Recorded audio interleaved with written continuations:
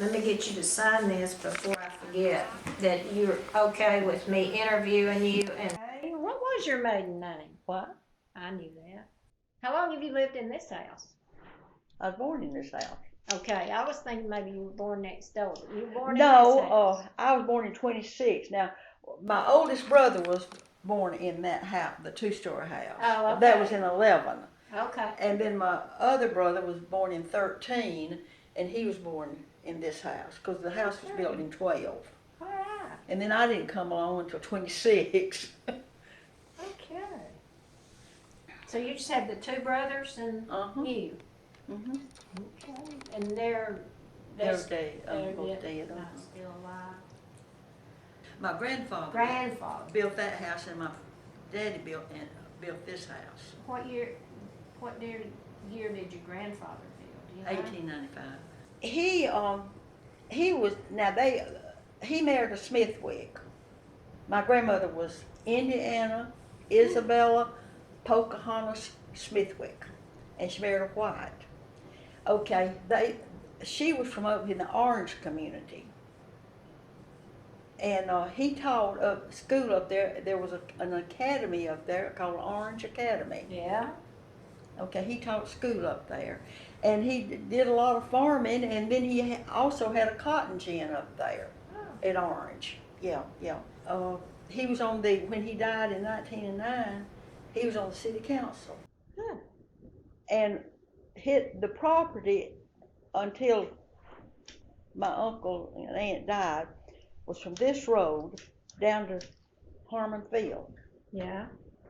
And there's still a house standing out there at the end of Harmon Field. I mean, end of this property, right above Harmon Field, that his son Walter White was tax collector.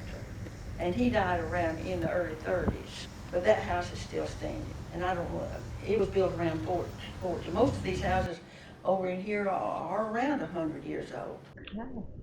Now what about the ones across the street? Okay, the Canets built that house around 1900, and it was used for community singings. People, if they came and it was after dark and they couldn't get back home, there was provisions and all over there for them to stay. Because of course they were coming in, their buggies. But anyway, they had community singings. I don't know, I understood about once a month or something like that over there. But around 1901, it was sold to George W. Sandow. Yeah. And he owned the Sandow Gold Mine, which is up there toward where Franklin Gold Mine is. Now that gold mine is listed on the map that the Cherokee Historical Society has. Now his daughter, Pearl, I don't know if you're interested in the Braves or not, but she's still the number one Braves fan. And she was born there in 1902. She's still alive? No, she died in 6, but nobody yet has broken her record. Okay. Now grandmother's daddy was, which would be my great-grandfather, was Tyre Smithwick, and he married a Martha Latham. And they started Orange Methodist Church. Oh. Well, in fact, on Mama's side, her great-grandfather, John Prescott Brooke, was one of the founders of Canton, along with William Gresham and Joe. Well, it's left me. What was his name? I'll think about it in a minute. Or 3 of them, that founded Canton about 1831, Donaldson. Yeah, Joe Donaldson, Now, grandmother and granddaddy, Thomas Booker White in Indiana, they were real active in the church, in the Methodist church that was torn down to build the one that's still standing in Canton, in town. Right. So they're buried over there? Yeah, we've got a white plot over there, Now, Daddy was buried there. He died in 62. But I don't know, when Mama died, before she died, she said, I want your daddy moved. Yeah. And so I did. When she died, I had daddy moved so where are they? Cherokee Memorial. Well, tell me something about Sunnyside. Why is it called Sunnyside? You know, somebody just gave it a name. I never did ask. I never did know. Okay. I'll tell you a story about this little house in a minute, the one that's next to me. Well, now the one beyond there that's facing Marietta Road and it was the Fincher house, the Olin Fincher house. Okay. R.O. And as you know, he was president of the Eddie Wall Bank. Mm-hmm. And that house was built around 1914. Okay. Okay, and then the house directly across the street is what I always called the Canton house, but a Galt built it. Right. And it was built around, I thought 1842, but I've also heard 1846. Okay. Yeah. And Joseph Brown, the Civil War governor, owned it at one time. Okay. And then the house, the brick house that's been made into apartments right next door to it, Rural Pool on that. That's where they live. Yeah, and I the remember pool had that. the furniture store there on Main Street, about down there where the hoagie shop is, in that area. I remember that. Okay, well, that's where the pools lived. And then next door to that was where the A.A. Finchers lived, and he founded the Canton Telephone Company. He and Mr. R.O. were brothers. Mm-hmm. What year was that house built, do you know? I don't know. I never did find out, but I mean, it's been there about as long as any of these. And Guy Curtis lived up there. He was fire chief for a long time, and Clarence, the Hewies lived there. Yeah. Yeah, and the Prices, Grady Price, Dot Anderson's family lived. Oh yeah. They lived up there. And then there was a Mr. Henry Johnson. He lived up there. He had a house up there about where Prentice Haynes built there, and that house was torn down. But he had a cider mill, and so we'd go up there and get cider. And then the Howards had a grocery store, and somebody's living in that. And the Tal Smiths, Ray and D.T. and them lived up there. You know, he was coach over here for. Oh, okay. And Ray, you remember Ray and Jean that was out of church? Yeah, okay. And then Billy Smith, he died, and he was married to, she was Dot Barr. Her stepdaddy was Peter Manning. They came here. He was a pastor here. Now, Carolyn Perry, the Ledfords built that house, and then her granddaddy, Jeff Groves. Yeah, I remember. Okay, you know, Cardinal Street used to go all the way down to Highway 5. Well, Mr. Groves built a little park down there. It was on the left before you would get up to Highway 5. And I remember back then there wasn't any cars, and I could walk down there. And I remember he had little pottery frogs sitting around and water running out of their mouth. Excuse me just a minute, let me see. But I don't, and then it's just grown up now. It was just a little bitty park that he had. And wasn't there a little bitty store right above the Frank Dunn store, I believe. Yeah, that's it. Yeah, yeah. Okay. And of course the fairgrounds have been down there a long time. But I remember when two little water branches, ran through the fairground down there. And then the Canton Ice Company, Daddy owned it, was over there, right down a little bit below the bridge. And he had the Canton Ice from about 1914 to the early 40s, you know, when refrigeration and all started coming in. The only ice I remember was up there behind the Dairy Queen. And that building had stayed there, and I was over at Matt Farland's one day, and I saw a big fire. Yeah? And I went over there, and Hall Fowler from Woodstock was burning it. Oh. And I asked Hall, I said, do you have any idea what you're burning? He says, no. And I told him, no, Canton Ice Company. He says, I had no idea. Oh. Daddy had an employee, Peyton Randolph, that worked down there. And Marie told me that she and a lot of the girls, they'd go down there and ride. It was back in their car. just to see him. Yeah. They were all Just to look. they were struck on him. Do you have pictures of it? No, I do not have it. But I have one of Daddy and Peyton standing on the outside of it. But I don't have the building. I mean, I don't know back then. You just didn't think about pictures. No. Mr. Hasty wrote an article about it one day. It's in the Tribune, and later I saw him and I thanked him for it. And he says, "Lord, I had no idea that was your daddy." Well, I was going to tell you this story. Oh, okay.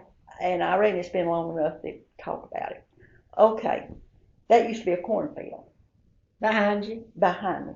You know where that building is? Inside that wall. Yeah. Okay. It was a cornfield owned by Mr. Fincher. Okay. Okay, the mayor at that time understood that Go Kiss wanted to come to Canton. Yeah. And he got a businessman, Roy Smith, to approach Mr. Fincher. Now, Roy's wife told me about this, so I feel like it's true. Okay. And so they bought the property from Mr. Fincher, unbeknown to the Fincher family. And when R.O. Jr. found out about it, you know, he owned the Western Auto. Right.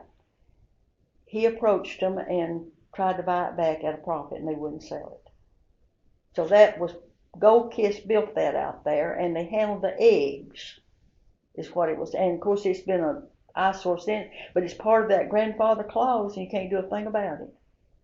You know, as far as coding. Because it's commercial. Mm-hmm. And this little house, now this property there was going to be the entrance or the exit right next door. To it. Yeah, next door. We didn't know a thing about it going on. And they decided then to make the exit and the entrance down there on Marietta Road. And Bill Bricker bought that property and built that house. And I mean, that house was going up practically before we even knew anything about it. So that house has been there, that little house, since about 55. Now, who built the wall? When did it get built? I guess 10 years ago.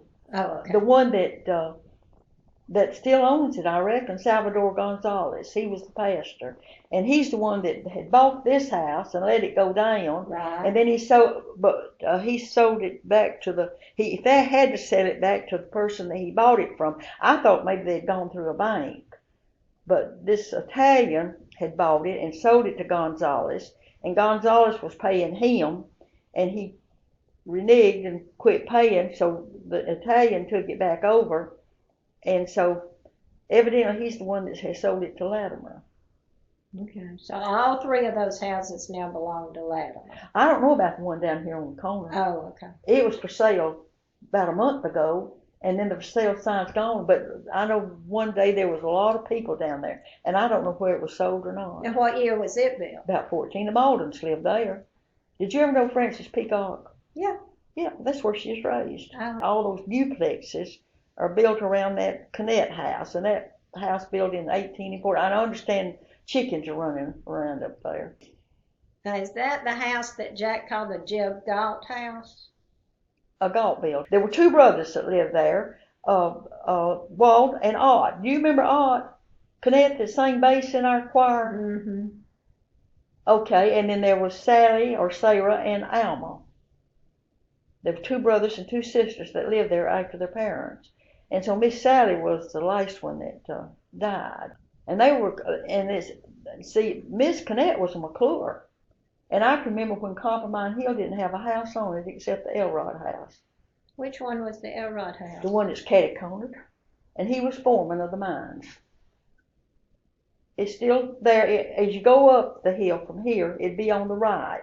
And it sits kind of catty-corner. And that was the only house up there. And the Elrod family lived there. Where's the mine? It was under the road. You see, the road used to go around. At the bottom of the hill, you know, Old Marietta Road, it used to go on around and come up around there, around where J.D. Moore lived. It went around that way. You didn't go up that way. In fact, the main road, Granddaddy gave this land here for the Marietta Road. They didn't even come up that little hill there back then. They'd come around this way. Probably the late 30s or early 40s before they started building. But I can remember as a child that there were no houses up there except that one house. I don't know who built the first house, but you know the Martins lived there, the Cokers, Henry Cagle. And somebody gave me a deed-like thing that's called it the Copper Mine Subdivision.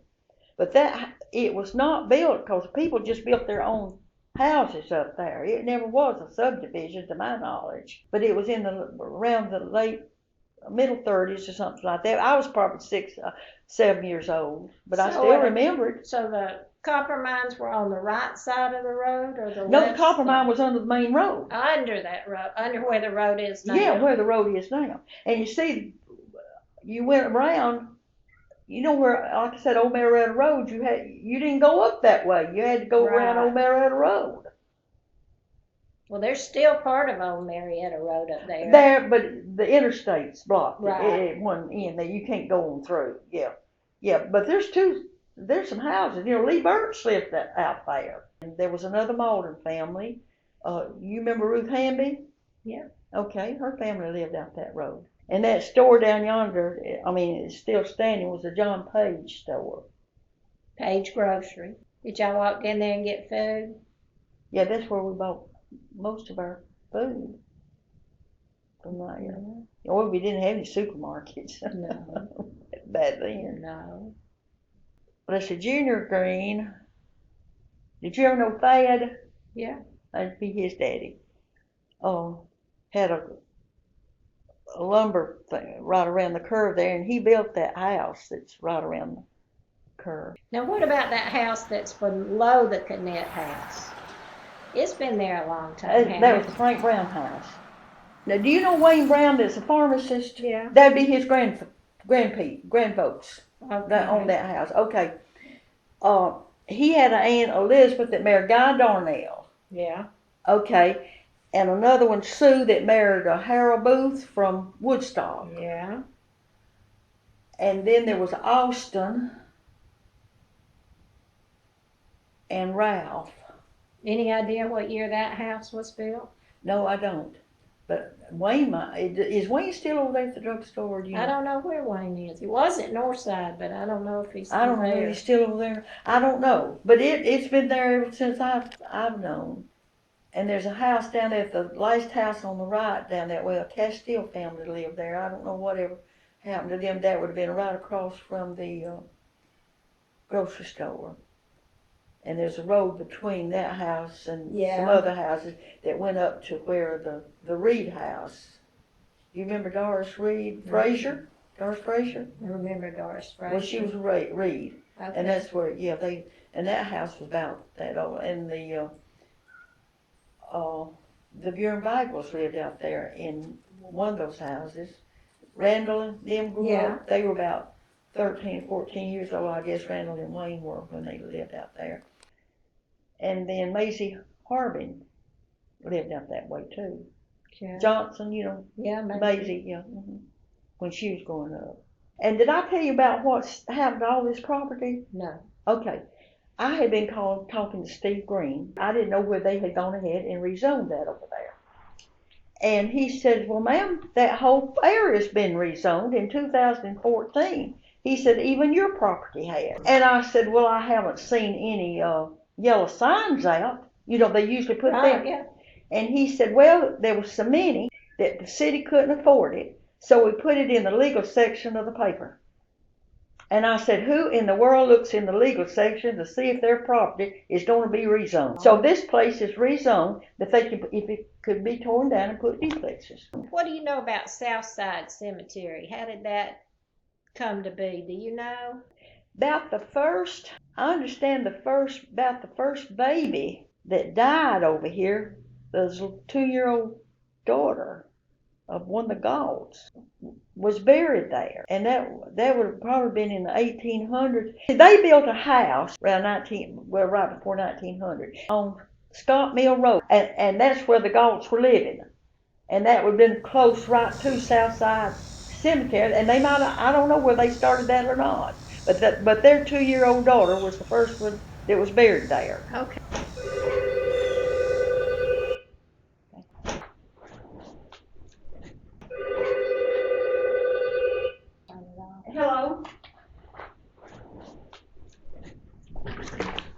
Somebody tell me I've got something wrong with my computer. I don't even have a computer.